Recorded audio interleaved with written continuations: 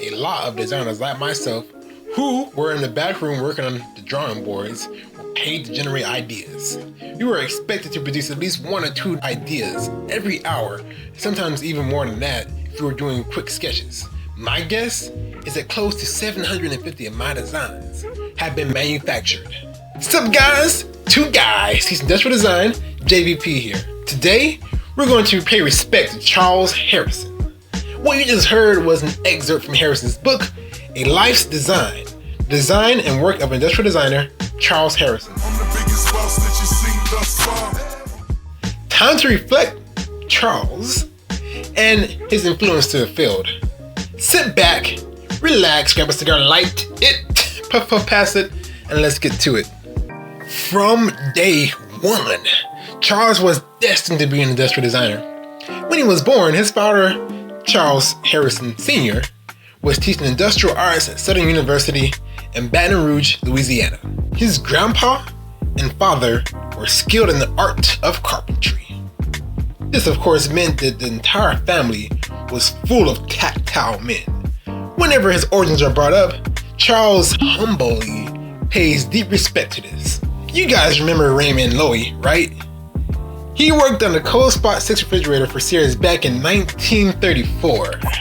Charles also worked for Sears, but the road wasn't as smooth. In 1956, Sears had an unwritten policy against employing African Americans, Jamaicans, blacks. So when he applied there, he was flat out rejected. Now, some good did come from this. A Sears hiring manager recognized his upcoming talent and secured him some real-world experience. Freelance was the workaround that made this possible. Enter Henry P. Glass. Glass was a Vietnamese architect and designer, but to Charles, he was a former professor and friend. Oh, and also a Holocaust survivor. Glass had nothing but empathy towards the discrimination blacks faced day after day. Charles gives homage to Glass, stating that he learned a great deal about detailing, designing, production, as well as client relations from him. In 1958, Charles updated the design of the world-famous Viewmaster toy. The iconic form that many old heads, 80s kids, and 90s kids can recognize on the spot, all Harrison guys. I had one myself as a kid, by the way. By 1961, American society had begun poking small holes in the racial barrier. Charles got a call from an old friend wanting him on their team. Now, can you guys guess who was on the other end of the line? Sears! And they wanted him on staff officially. Thanks, but I have a good job. Which was true. I was doing a lot of interesting work, a lot of home appliances, electronics, and other products all over the board. They said, "Oh, at least come out and talk to us." I got the job, and I was happy to be at Sears. I enjoyed it, although I encountered a lot of racism, which came from every direction. In 1966, he did communities worldwide a favor by tackling one of the most annoying yet common problems.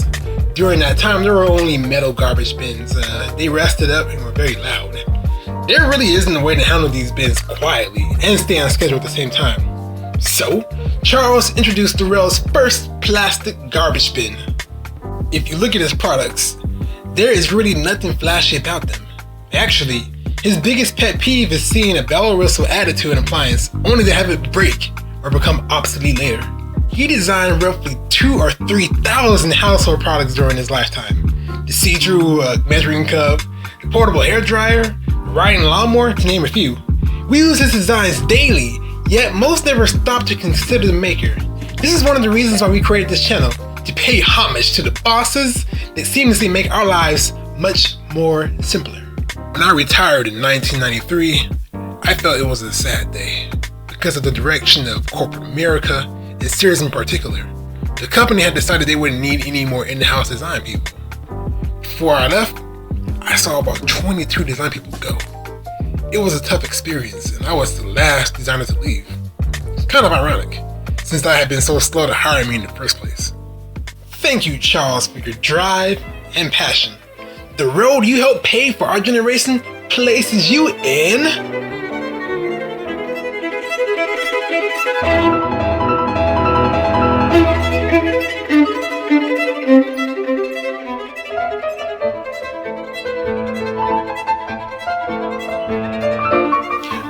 hit that subscribe button to stay up to date. Smash that like button if you learn something new. And share the knowledge for other curious minds.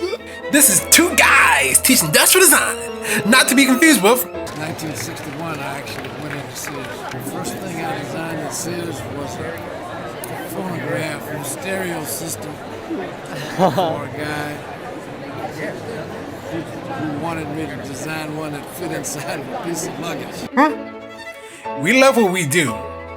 And hey, we're all in this together. Peace.